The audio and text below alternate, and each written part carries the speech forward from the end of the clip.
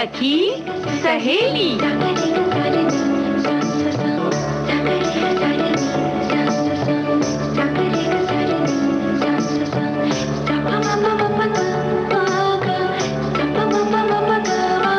सखी सहेली।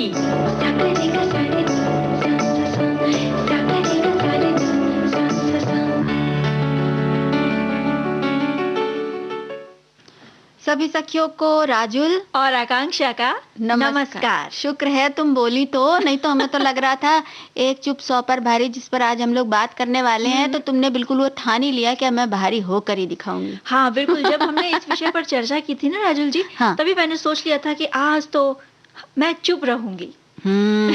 भाई अब चुप रहने के बहुत सारे फायदे भी हैं, नुकसान भी हैं, तो इस बारे में बात करेंगे हम। और आज हम क्या बात करने वाले हैं? अब चूंकि हम सखियों से मुखातिब हो ही गए हैं, तो चुप रहना तो मुमकिन नहीं है, तो मैं बोल ही देती हूँ।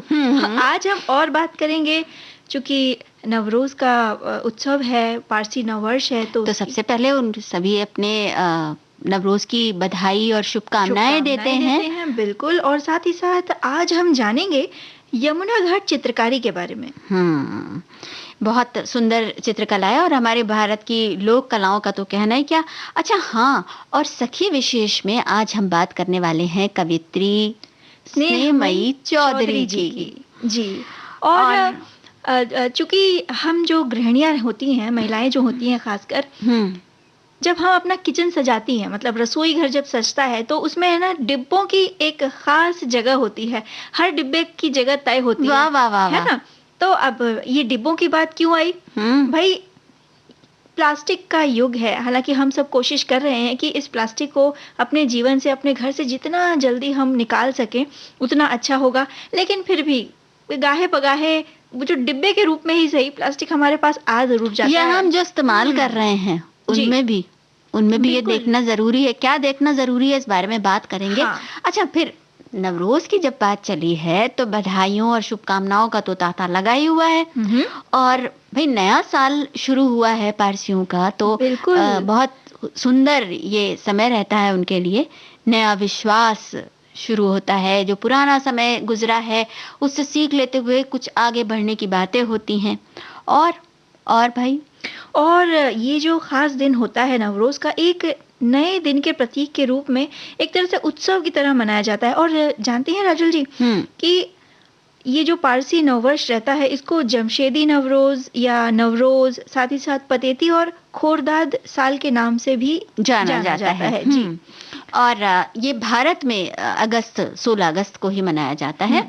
अच्छा, मतलब खूब उपहार, फूलों के जो गुलदस्ते हैं उनको देने का, लोगों से मिलने मिलाने का ये समय होता है। और खास बात ये होती है कि जो चंदन और लोबान सुलगाते हैं, उसकी जो खुशबू महकती रहती है, वाह वाह वाह, क्या बात है। वो बिल्कुल एकदम पारंपरिक है। वो प्रतीक होता है कि सभी का जीवन यूं ही हमेशा महकता रहे, सुगंधित रहे। बिल्कुल। और इसके अलावा एक उत्साह रहता है, एक पवित्र सा वातावरण रहता है। जो ये व्यंजन होते हैं, हाँ, हम वही कह रहे थे ना कि खाने की मेज पर तो चलो भाई, त्योहार की बात है तो हम भारतीय खाने की मेज तक तो जरूर जाएंगे ना। तो धानसक है, अंकुरी और स्वादिष्ट लगनगू कस्टर्ड, मतलब कई तरह के पकवान जो इस दिन, चटपटे भी मीठे भी। जैसे लगनगू कस्टर्ड तो मीठा होता है और बहुत मजेदार होता है और खास होता है भाई। तो ये सब चीजें बहुत, इनका स्वाद भी अलग होता है और इनको बनाने के पीछे जो जितनी मेहनत और वो होता है, उसका भी कुछ अलग ही बात होती है। बहरहाल, मिलने मिलाने का, खुशियां मनाने का, झूमने गाने का ये समय है। तो ये समय एक बार फिर सबको बहुत बहुत शुभकामनाएं। उठे सबके कदम, देखो रम पम पम,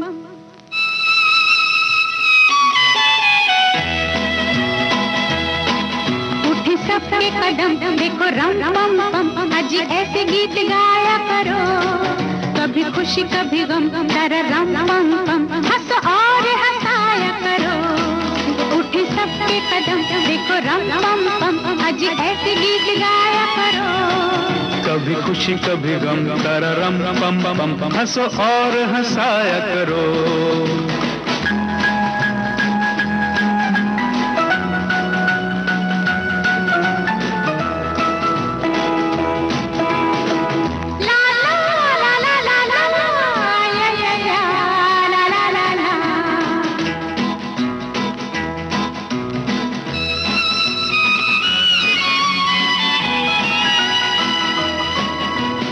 प्यारे दिन और वो प्यारी रातें, याद हम है वो मुलाकातें। नहीं कोई गम मुझे नहीं है गिला, जिंदगी की राह में मिला है जब से तू मुझे रे हमदम। शबनम हम है और तुम शोला बन जाया करो। कभी खुशी कभी गम, तारा रम पम पम, हंसो और हंसाया करो।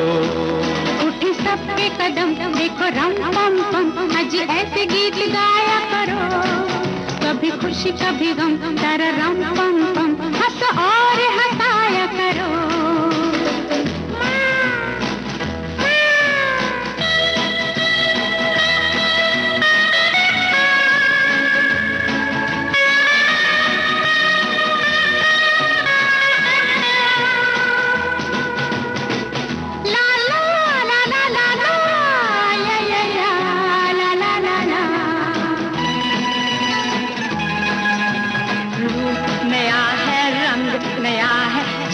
तो जाने कहाँ ढंग गया है। किसे है फिक्र, किसे क्या पसंद, प्यार के जहां में रजामंद जब हम तुम बन गए हैं सनम बेधड़क, मेरे घर आया करो।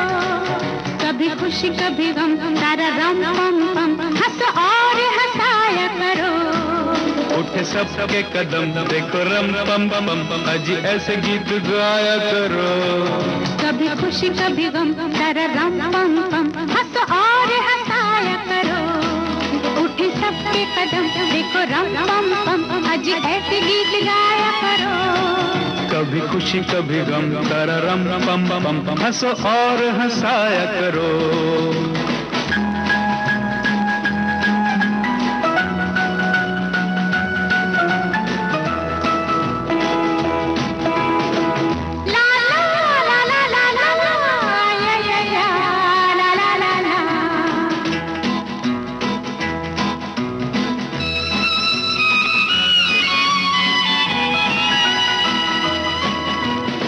प्यारे दिन और वो प्यारी रातें, याद हम है वो मुलाकातें।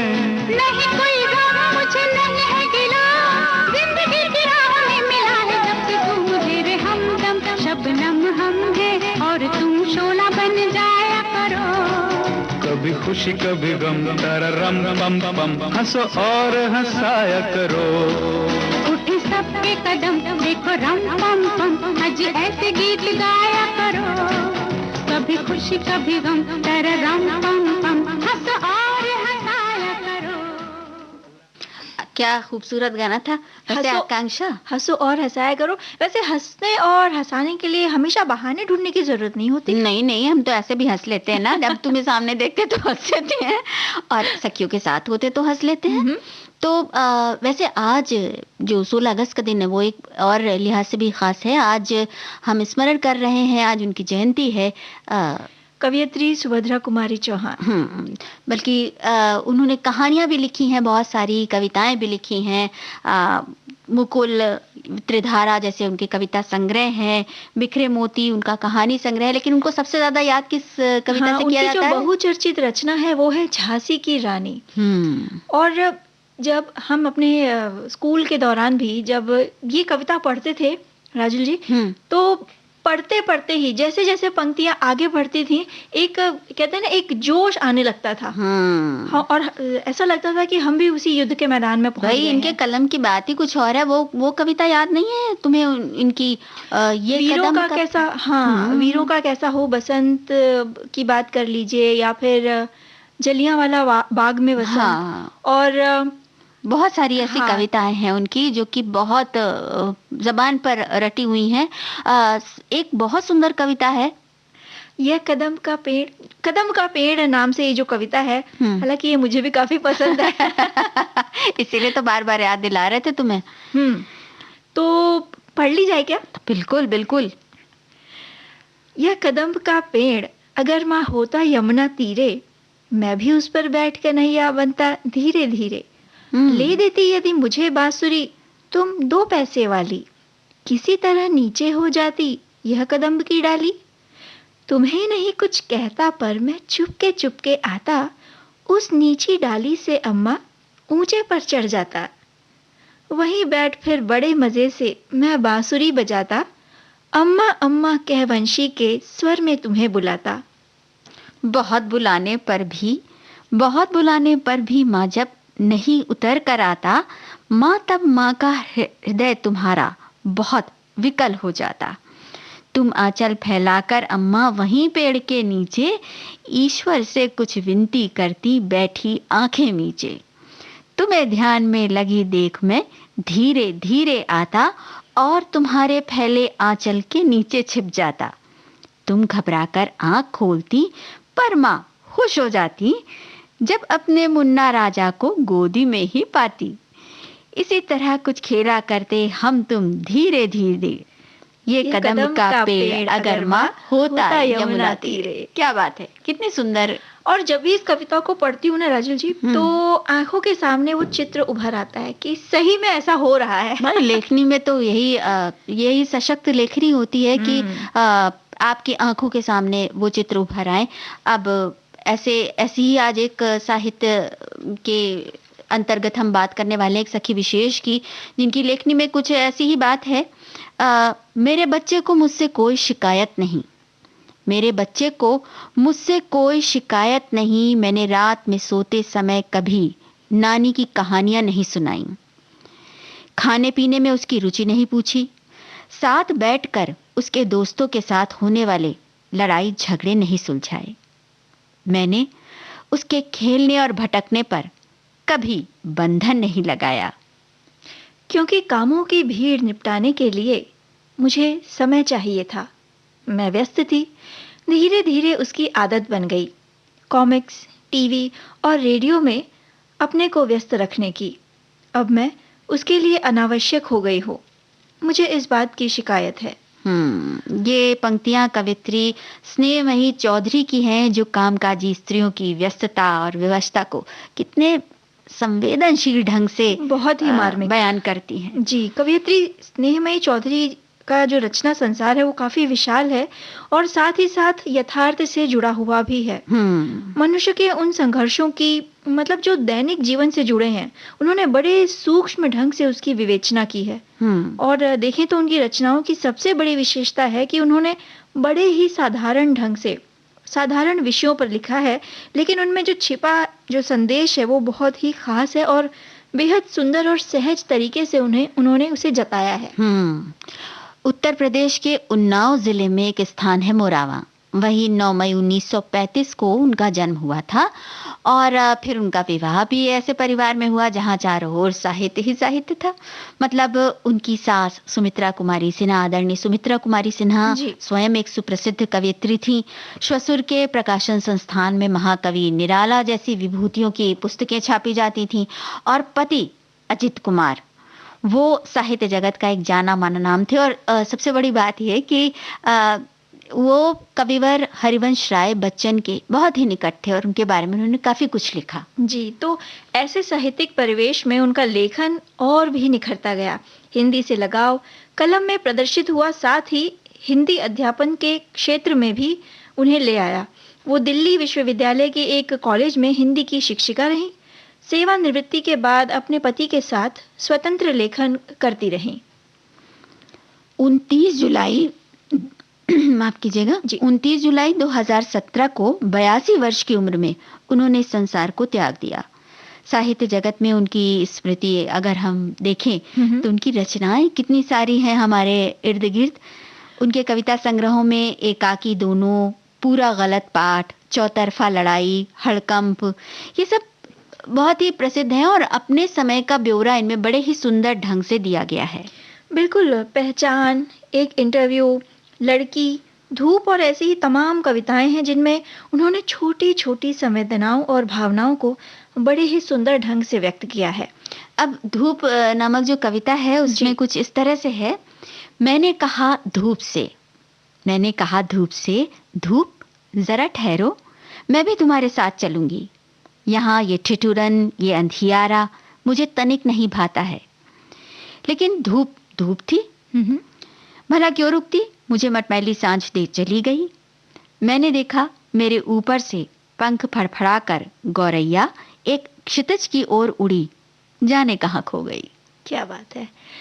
उनकी जो कविता है पहचान, उसकी कुछ पंक्तियां यहाँ बताएंगे। जीवन के खेल में हार कर उसने ताश के खेल में जीतना सीख लिया। अंदर से पूरी तरह टूटकर उसने कागज पर चित्र रचना सीख लिया। एक केंद्र पर हुई पराजय दूसरे पर विजय बन गई। अपनों से बिलगने की प्रक्रिया में दूसरों से जुड़ना उसकी नई पहचान बन गई। क्या बात है। एक और कविता है उनकी, किसने कहा था खूंटा जो गड़ा है। जी, किसने कहा था खूंटा जो गड़ा है उसमें बंधी रस्सी के एक सिरे पर कसकर गांठ बांध दो, दूसरे सिरे के गोल घेरे में अपनी गर्दन डाल दो। रस्सी तुड़ाकर भागो लेकिन बार बार वापस आ उसी के आसपास घूमती रहो। कहना किसे है ऐसे में जब खुद अपनी ही कैद में गिरफ्त हो मैं। तो उन्होंने जो नारी के मन की बहुत छोटी छोटी बातें हैं उनका बड़ी सुंदर ढंग से चित्रण किया है अपनी कविताओं में। लेकिन एक बात है आकांक्षा की अब समाज जो है बदला है और बहुत कुछ विविधताओं की जो जंजीरें हैं वो टूटी हैं और नारी जो है अब अपने मन का भी कर पा रही है। जैसे सबके अच्छे के लिए जो वो करती आई है, सबका विश्वास जीतती आई है, तो अब उसके विश्वास को आगे बढ़ाने में दूसरे घर वालों का भी प्रयास बराबर है, मिल रहा है। जी, लेकिन कहीं ना कहीं फिर भी वो जो नारी है वो अपने परिवार के इर्द गिर्द ही घूमती रहती है। तो ये जो कविता थी उसमें वो जो खूंटा है वो तो अभी भी गड़ा हुआ ही है। हाँ, जिम्मेदारियों के बारे में तो नारी सोचती है, लेकिन साथ ही साथ जो जीवन को खुलकर जीने का एक नजरिया है वो नारी के पास। बिल्कुल।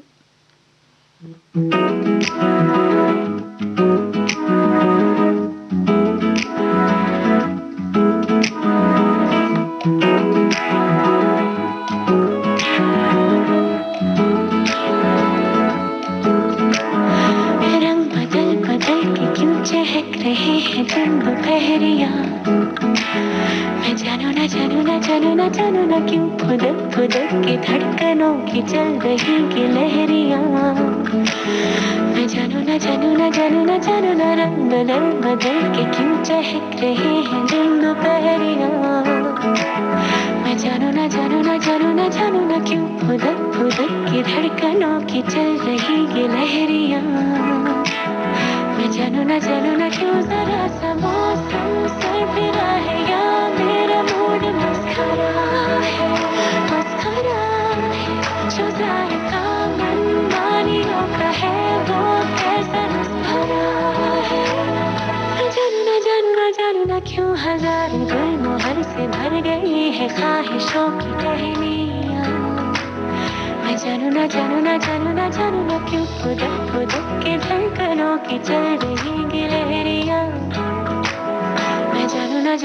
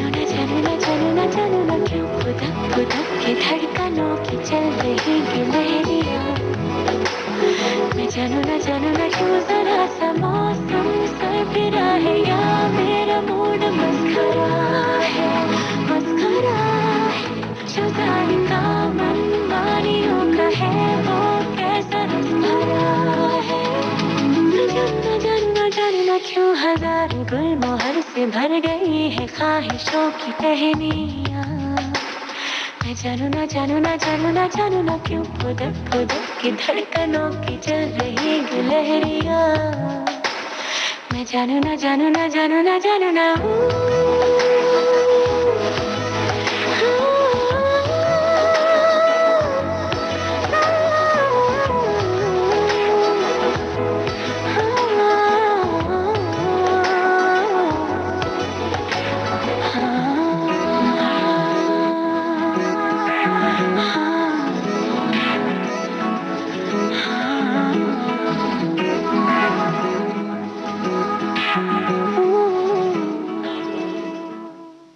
सपनों की गिलहरियां, कितना सुंदर ये जो शब्द विन्यास है, कितना सुंदर है। सुनकर ही बिल्कुल ऐसा लगता है हो गए। हाँ। वैसे ये बात सही है कि ये शब्दों की गिलहरियां जो हैं वो भविष्य के नए नए रंग लेकर आती हैं और उनको संजोने का हमें मौका देती हैं। लेकिन एक बात ये है आकांक्षा कि जो ये सपने हैं इन्हें संजोने में जितनी मदद हमारे बड़े, हमारे जो हमारे संरक्षक हैं, बुजुर्ग हैं जो, हाँ, वो करते हैं, उतना कोई और नहीं करता। बिल्कुल नहीं। उनके पास अनुभव का एक पिटारा होता है जिससे वो हमें समय समय पर हम कहते हैं आगे की राह दिखाते रहते हैं कि ऐसे करना चाहिए या यूं ना करें। बिल्कुल। तो ऐसे ही आज हम उनको स्मरण कर रहे हैं जिन्होंने न जाने कितनी बार हमारी उंगली पकड़कर अपनी बातों के जरिए हमें रास्ता दिखाया है। कई बार उनकी कविताओं ने हमको कुछ एकदम ऐसा आशा का दीप जलता हुआ नजर आया कि हम फिर से निराशा के गर्त से उबर कर खड़े हो गए हैं। और कई बार ऐसा भी हुआ है कि जब सब कुछ हार जाने की का जो एक भय है वो चारों तरफ से जकड़े हुए था, उस वक्त उनकी बात ने हमें एक बार फिर से सहारा दिया है, आश्रय दिया है। खड़े हो और हार नहीं मानो। ये है जनप्रिय नायक, कुशल वक्ता और एक बहुत ही नर्म दिल कवि हृदय जी, भूतपूर्व प्रधानमंत्री अटल बिहारी वाजपेयी जी, जिनका आज स्मृति दिवस है, आज उनकी पुण्यतिथि है। तो उन्हें, उनकी स्मृतियों को हम नमन करते हैं और उन्हें याद करते हैं बहुत श्रद्धा के साथ। अब याद कर रहे हैं तो उनकी एक कविता तो सुननी बनती है ना? बिल्कुल बनती। तुमने कौन सी कविता निकाली है? उनकी कविता हम सुनेंगे, आओ फिर से दिया जलाएं।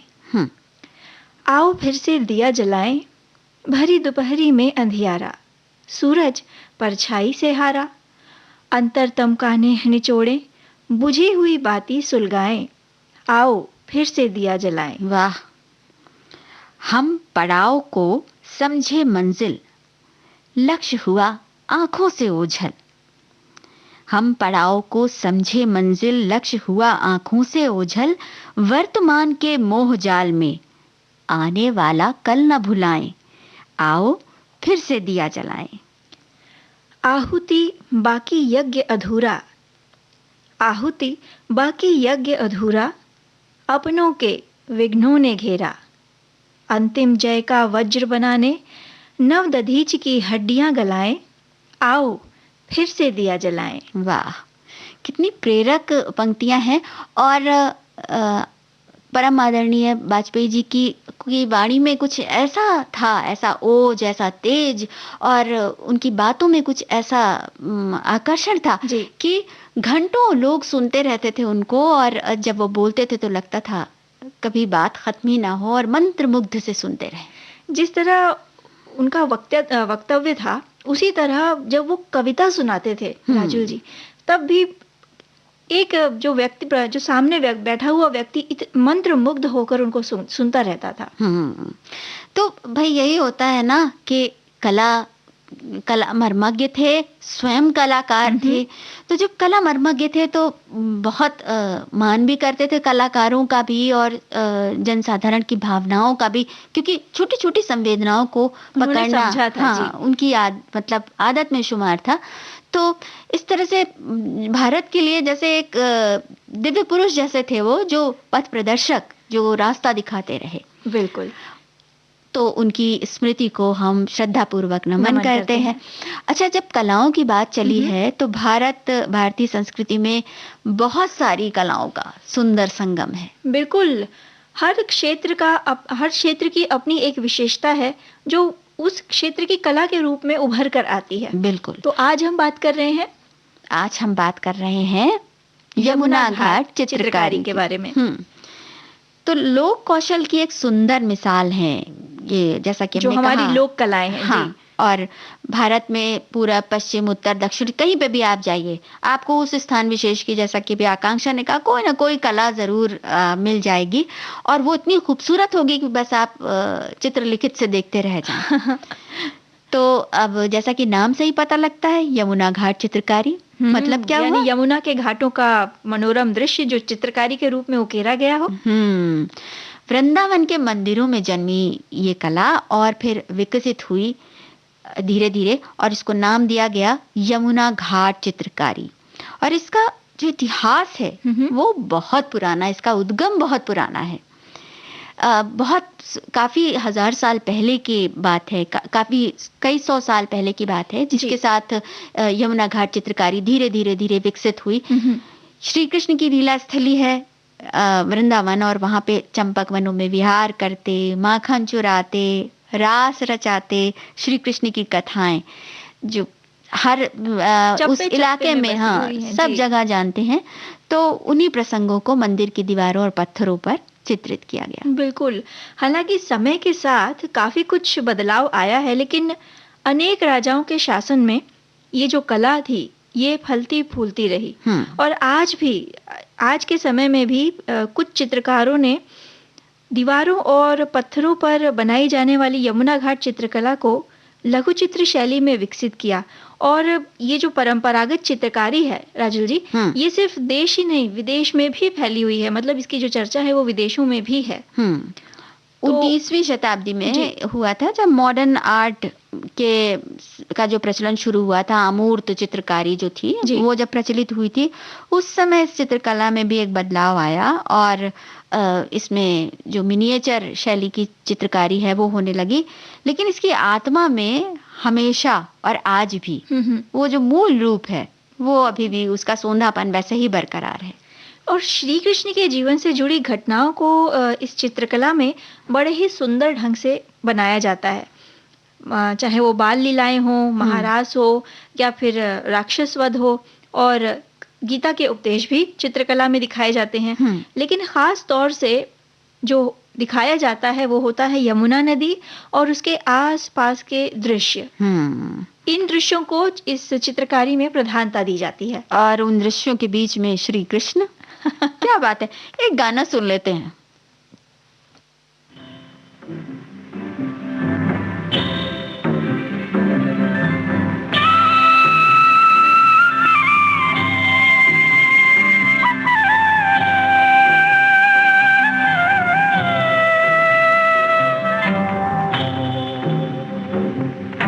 शाम ढले जमुना किनारे किनारे, आजा राधे आजा तुझे शाम पुकारे। शाम ढले जमुना किनारे किनारे, आजा राधे आजा तुझे शाम पुकारे। कभी रुके कभी चले राधा चोरी चोरी, जिया कहे नहीं गोरी। शाम ढले जमुना किनारे किनारे, आजा राधे आजा तुझे शाम पुकारे।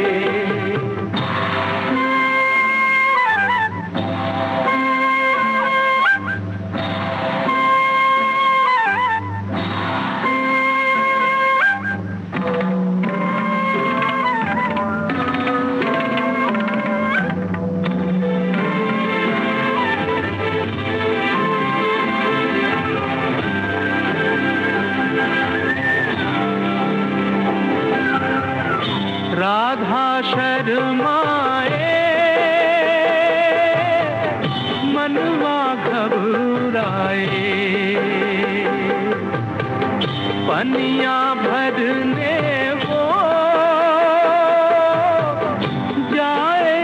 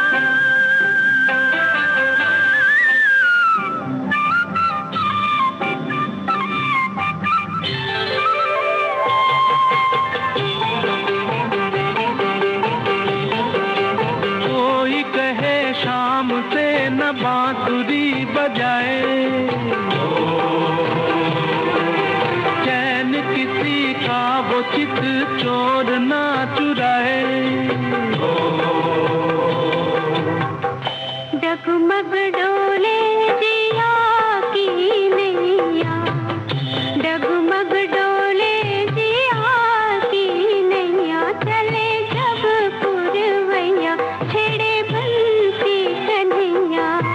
जादू भरे नैना डाले नैनवा की डोरी, सोए सारा जग जागे एक चकोरी, रात कटे गिन गिन के तारे तारे। आजा राधे आजा तुझे शाम पुकारे, शाम ढले जमुना किनारे किनारे, आजा राधे आजा तुझे शाम पुकारे।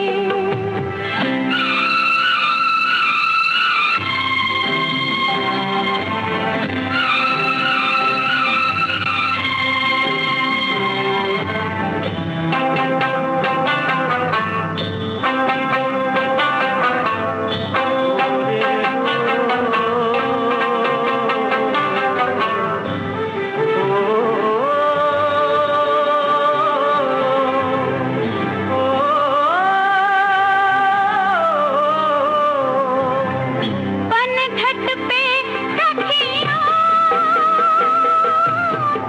करती है बतियाँ, मोहन से लागी राधा की अखियाँ।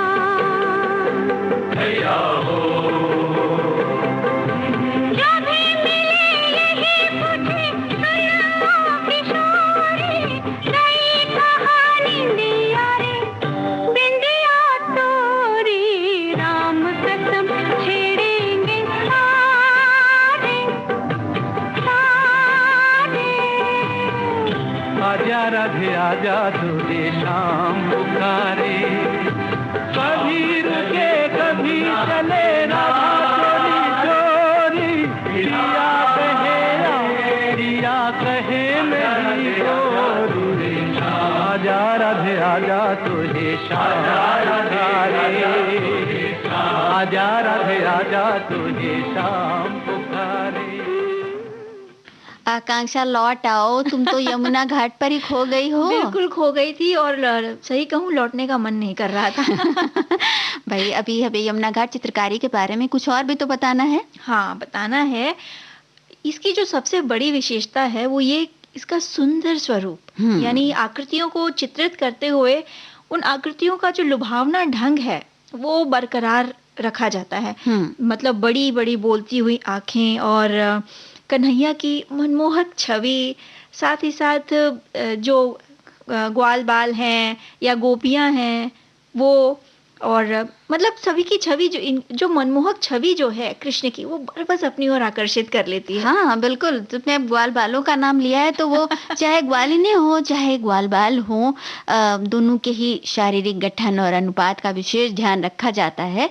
और इसके साथ ही चित्र में जो आकृतियां बनाई जाती हैं, मतलब कन्हैया और उनके संग जो भी हैं, राधा जी हैं, श्री राधा हैं या ग्वाल बाल हैं, तो उनके जो पोशाकें होती हैं उनको भी बड़ी खूबसूरती से सजाया जाता है। और उनके जो गहने पहने होते हैं, बाजूबंद पहना है, हार पहना है, जो भी पहना हुआ है उसको भी बड़ा सुंदर ढंग से चित्रित किया जाता है। हाँ, और कागज के कपड़े और दीवार पर बनाई जाने वाली इस चित्रकला का जैसा कि थोड़ी देर पहले आप कह रही थी, जो मिनिएचर रूप आया, तो मिनिएचर शैली में जब इसे ढाला गया तो इसमें एक और बदलाव आया। कलाकृतियों में रंग के साथ सोने का काम भी होने लगा। मतलब सच्चे रत्नों के आभूषण टाके जाने लगे। मतलब वो जो नक्शीदार काम होता था कपड़ों पे हो या जो गहने दिखाए जाते थे चित्र में, उनमें सोने के तार और या सोने का पानी चढ़ा दिया जाता था, वो इस तरह का बहुत सुंदर, तो उससे जो चित्र की शोभा थी वो और कई गुना बढ़ जाती थी। वैसे हजारों वर्ष पुरानी ये जो यमुना घाट चित्रकला है ये आज विदेशों में बहुत लोकप्रिय हो चुकी है, ये हम बता ही चुके हैं।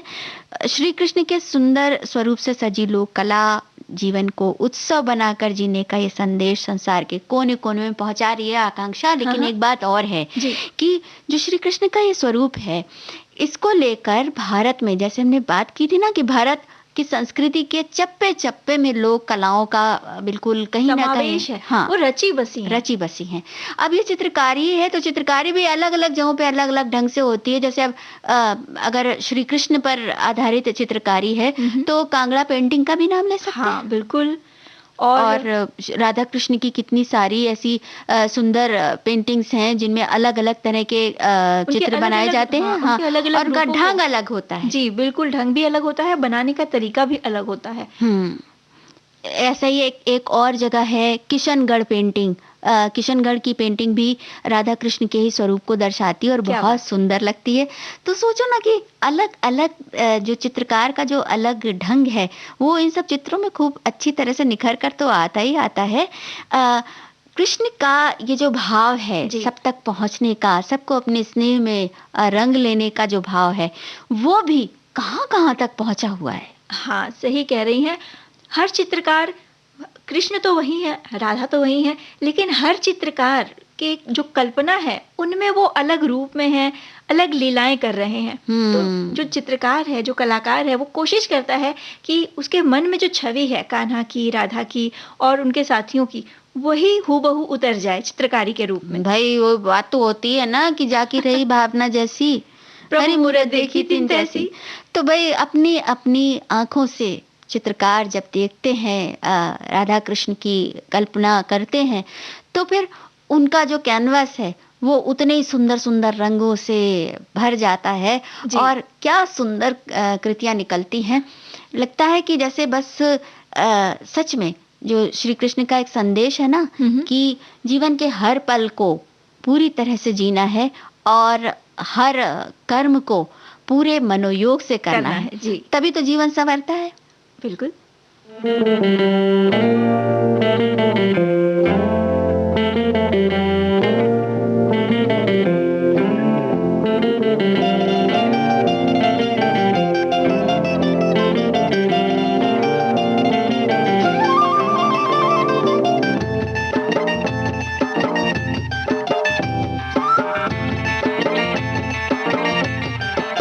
हवा के झोंके आज मौसमों से रूठ गए, गुलों की शोखियां जो भंवरे आके लूट गए। बदल रही है आज जिंदगी की चाल जरा, इसी बहाने क्यों न मैं भी दिल का हाल जरा सवार लूं, सवार लूं, सवार लूं, हाय सवार लूं।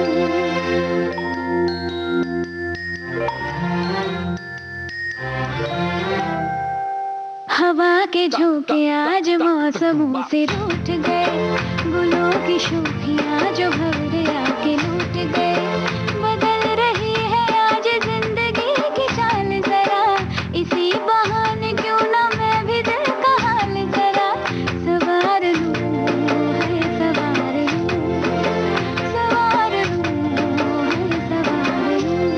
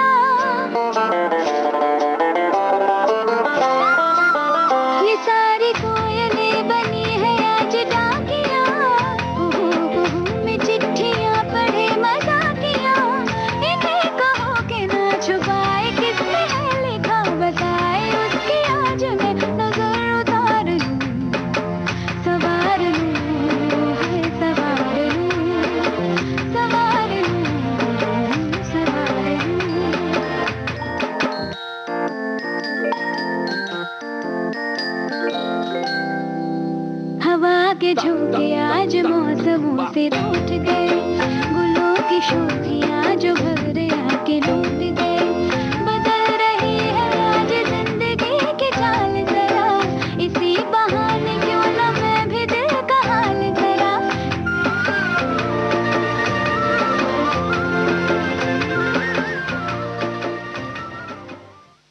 संवरने और संवारने की जब बात होती है तो आकांक्षा बहुत मुस्कुराती है।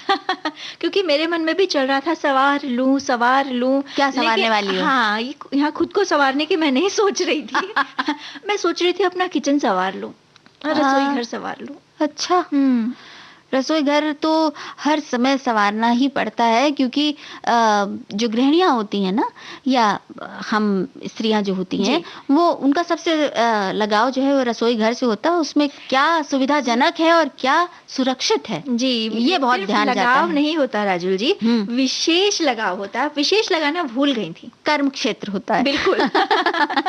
तो भाई सुरक्षित भी हो और सबके लिए सुविधाजनक भी हो। हाँ, स्वास्थ्य के लिए भी अच्छा हो। तो इस तरह से अगर देखा जाए तो आजकल प्लास्टिक के डिब्बों का तो बहुत ही ज्यादा चलन है। हाँ, चलन तो है।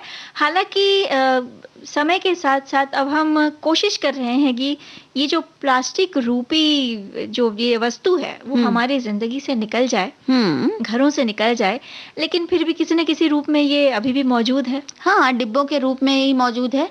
और डिब्बों में तो अब बहुत सारे डिब्बे ऐसे भी होंगे जिसको आज की हमारी बात सुनने के बाद सखियां जरूर एक बार पलट के देखेंगी कि क्या है डिब्बे के। तो बिल्कुल, तो पूरी तरह से इससे निजात पाना संभव नहीं है, लेकिन फिर भी हम कोशिश कर सकते हैं कि हम जो भी चीज प्लास्टिक की घर पर लाएं, खासकर डिब्बों के रूप में, तो वो सुरक्षित हो।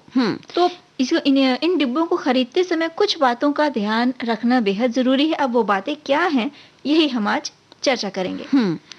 सबसे पहले तो जो ध्यान हमारा जाता है जब प्लास्टिक के डिब्बे हम खरीदते हैं कि भाई इसका रंग कैसा है, या इसका आकार कैसा है, गोल है, चपटा है, लंबा है, या जो अगर हमें स्टोर करने के लिए कुछ सामान लेना है तो उस तरह के बड़े बड़े डिब्बे हों, हम इस तरह की चीजें लेते हैं। मतलब ऊपरी रंग रूप बनावट है, हम उसी पे रीझ जाते हैं। बड़ा कलरफुल डिब्बा लग रहा है, कितना रंगीन है, अच्छा लगेगा, शेल्फ पे ले लो। हाँ, लेकिन यहीं पे गलती कर जाते हैं, क्योंकि भाई डिब्बा ऊपर से देखने के साथ साथ उसको पलट कर भी देखना चाहिए कि डिब्बे के नीचे क्या है। हाँ, अब ये आज कुछ आप नई बात बता रही हैं, तो आगे से ख्याल रखेंगे। अब भाई पलट कर क्यों देखना चाहिए राजुल जी, ये भी तो बता दीजिए। भाई डिब्बे के हर प्लास्टिक से बने डिब्बे के नीचे या कोई भी सामान हो, बॉटल हो या दूसरे सामान हो, उनके नीचे त्रिभुज का एक निशान होता है और उसमें कुछ अंक लिखे रहते हैं।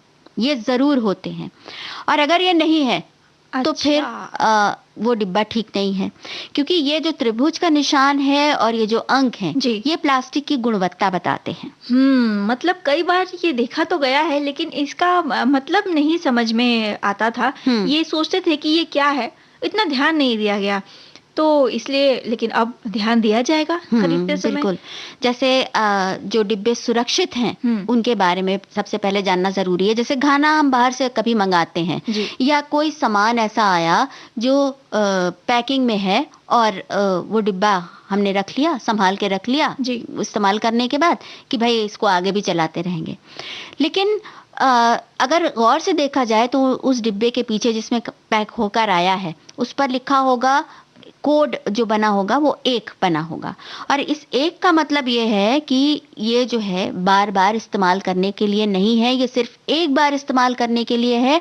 और अगर इसे बार बार इस्तेमाल करेंगे तो इसमें कीटाणु पनपने की संभावना बहुत ज्यादा होती है। जी, तो अगर बार बार इस्तेमाल करने वाले जो डिब्बे होंगे उनके पीछे कोड होगा 2, 4 और 5, यानी ये डिब्बे दूसरी बार इस्तेमाल करने के लिए भी सुरक्षित हैं, यानी एक से अधिक बार इस्तेमाल करने के लिए सुरक्षित होंगे।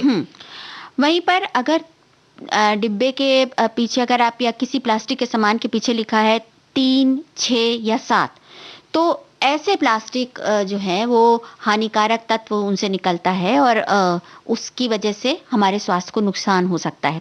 अब कैसे होता है ये, जैसे कोड 2 हमने जैसे बताया था जिनके पीछे 2 लिखा होता है, तो उनको HDPE श्रेणी का कहा जाता है, जिसका मतलब होता है हाई डेंसिटी पॉलीथीन।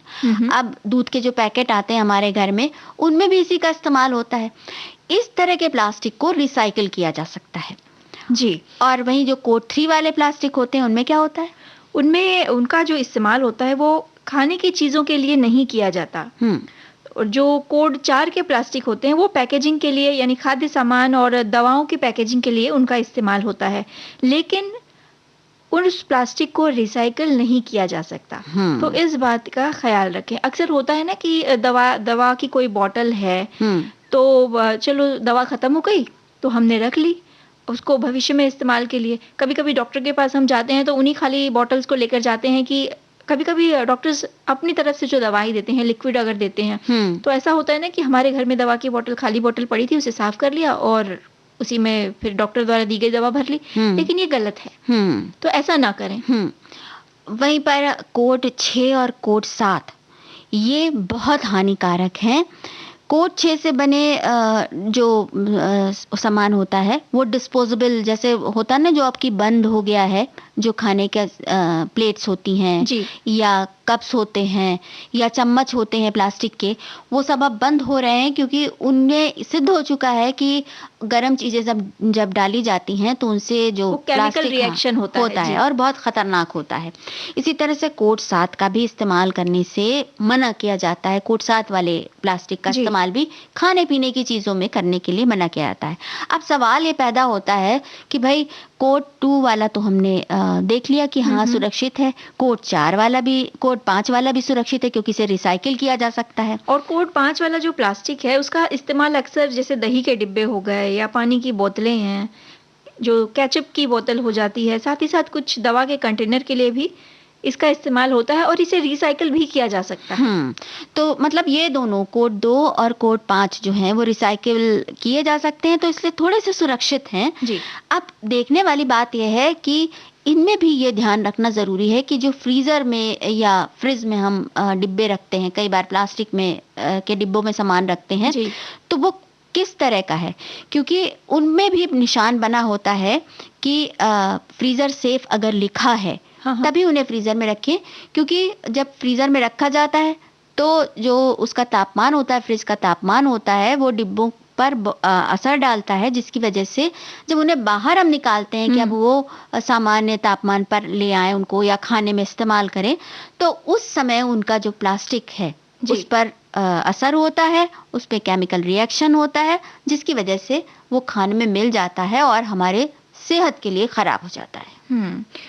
और कुछ प्लास्टिक की चीज़ें ऐसी होती हैं जिनमें एक खास निशान होता है जिससे आप पहचान सकते हैं कि इन डब्बों में या इन कंटेनर्स में खाना स्टोर किया जा सकता है या नहीं।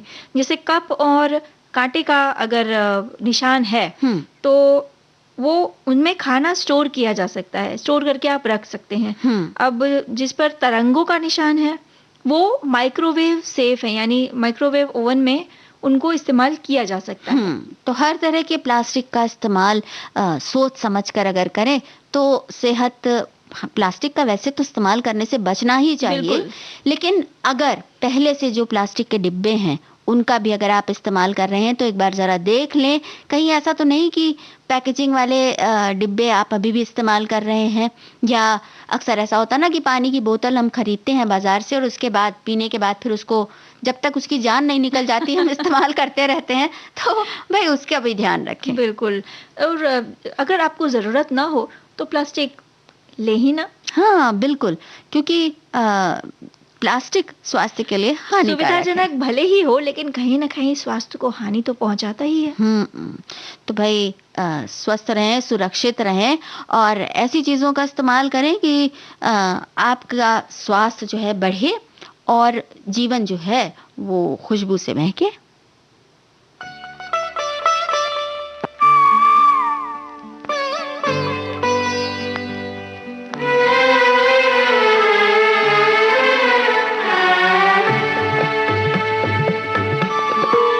सुमन सुधा रजनी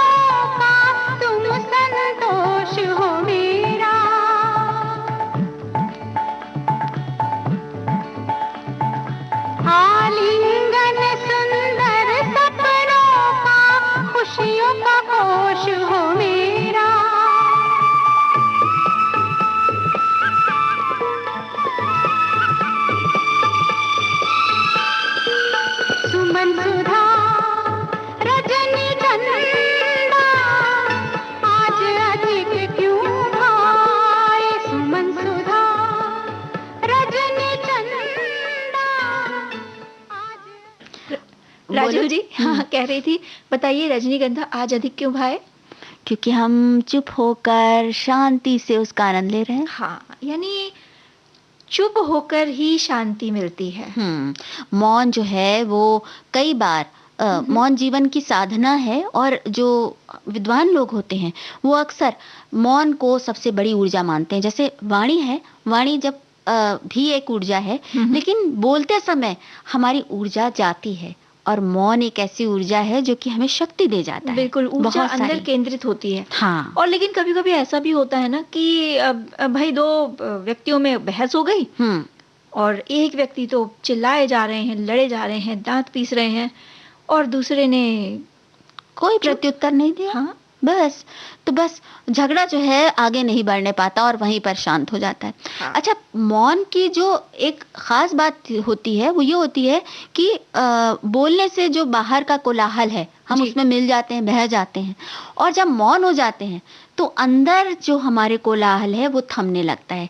एक बार महात्मा बुद्ध की एक कथा छोटी सी याद आ रही है कि उनके पास एक बहुत विद्वान व्यक्ति आया। अब विद्वान था तो उसके पास बड़े सवाल थे, तो सारे सवाल लेके आया कि आज तो तथागत से हम सारे सवालों का जवाब ले ही लेंगे। पहुंचा वहां पे, भगवान बुद्ध ने उनको देखा और देखकर सोचा कि कहा कि हाँ तुम्हारे पास मुझे लग रहा है बहुत सारे सवाल हैं। तो उसने कहा, अरे आपने कैसे जान लिया? तो उन्होंने कहा कि और तुम उनका उत्तर चाहते हो? कहा हाँ बिल्कुल वो तो चाहता हूँ।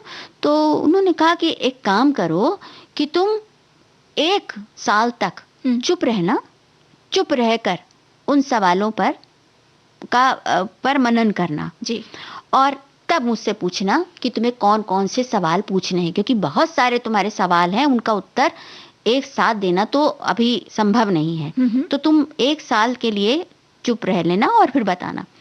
अब वो व्यक्ति रहता रहा, चुप रहा, बहुत उसको अंदर से पहले विचलित हुआ कि क्या करें, इन्होंने तो चुप करा दिया हमको। लेकिन फिर धीरे धीरे जब साल बीता और भगवान बुद्ध ने उसको बुलाकर पूछा कि भाई बताओ क्या सवाल है तुम्हारे जी, तो कोई सवाल ही नहीं था। तो भाई मौन की ये बात है, और मौन पर हमारे साथियों ने भी बहुत कुछ कहा है। हाँ, हमारे एक श्रोता साथी हैं, वो लिखते हैं कि गुजराती में अक्सर ये कहा जाता है, न बोलवा मां नवगुण, मतलब न बोलवा मां नवगुण, यानी न बोलने में ही गुण है, यानी चुप रहना ही फायदेमंद है। और ये भी कहा जाता है कि घणिक नु दुख कायम नु सुख, मतलब बोल देना ही फायदेमंद रहता है। मतलब इनका कहना ये है कि दोनों बातें अपनी जगह सही हैं, लेकिन जो जिस जगह जो उचित लगे वो हमें अपनी समझदारी से करना है। यानी हमें ये पता होना चाहिए कि हमें कहाँ मौन धारण करना है और कहाँ मौन तोड़ना है। बिल्कुल, क्योंकि हमारी एक साथी ने लिखा है कि एक चुप 100 पर भारी पड़ती है, पर हमेशा नहीं, क्योंकि कभी कोई इस चुप रहने का फायदा उठाता है। मूर्ख व्यक्ति के सामने मौन रहना सबसे अच्छा उत्तर है, लेकिन जीवन में सदैव चुप रहना भी उचित नहीं है, इसलिए जरूरी हो जाता है अपनी चुप्पी तोड़ना। तो भाई ये बात तो है ही कि जिस तरह की परिस्थिति हो उसी के हिसाब से किया जाता है। वहीं हमारे एक श्रोता कहते हैं कि जो व्यक्ति चुप रहता है उसके लिए यही कहा जा सकता है कि बंद मुट्ठी लाख की, लो खुली तो फिर खाक की। तो हाँ, ये भी बात है कि व्यक्ति अगर जब तक चुप रहता है तब तक उसकी असलियत नहीं पता लगती। और हाँ। कई बार ऐसा भी होता है, जैसे कालिदास के संदर्भ में हुआ था कि उन्होंने जब शास्त्रार्थ किया था तो उन्होंने हर जो विद्योत्मा, राजकुमारी विद्योत्मा जो कुछ भी भंगिमा कर रही थी उनका वो बिल्कुल अलग मतलब लगा रहे थे और अपने हिसाब से जवाब दे रहे थे, क्योंकि वो मूक शास्त्रार्थ था तो उनकी बात चल गई थी। तो ये भी होता है, और बाद में वही महाकवि कालिदास बने और कितना उन्होंने ज्ञान अर्जित किया। बिल्कुल, तो ये मौन का ही परिणाम है, और कभी कभी इस मौन को तोड़ना भी पड़ता है। हाँ, लेकिन जहाँ जरूरत ना हो, मतलब जहाँ जरूरत हो वहाँ मौन धारण करना ही उचित है, क्योंकि बेफालतू की, कहते हैं ना, बेफालतू की बात करने से अच्छा है कि आप शांत रहें, आत्मचिंतन करें और सोचे कि यहाँ बोलना कितना जरूरी है। बिल्कुल। देखो, अब बोलना तो जरूरी हमें हमेशा ही लगता है, क्योंकि सखियों के साथ होते हैं तो भूल ही जाते हैं, लेकिन समय कहता है कि भाई अब मत बोलना, क्योंकि अब सखियों से इजाजत लेने का वक्त आ गया है। तो सभी सखियों को राजुल और आकांक्षा का नमस्कार।